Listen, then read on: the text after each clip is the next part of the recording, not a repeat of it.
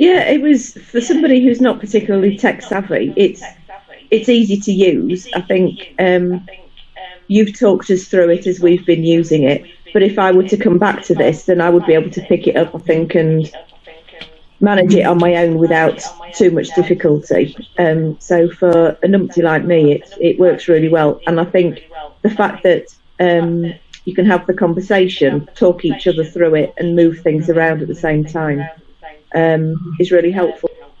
Yeah, that's really good. I like the fact I can facilitate by giving breakout tasks to people, and whilst one is thinking about it, the other can be doing something, because that creates some natural reflection time.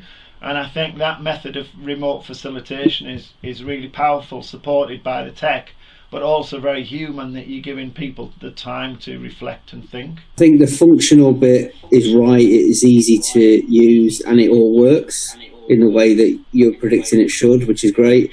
I'm less familiar with the actual platform itself, of course, so I'm trying to decipher, hence my questions about, you know, what the yellow axis means versus the different boxes. So that's not totally been the easiest thing for me to adapt to on the session, but the functionality of the kit is great.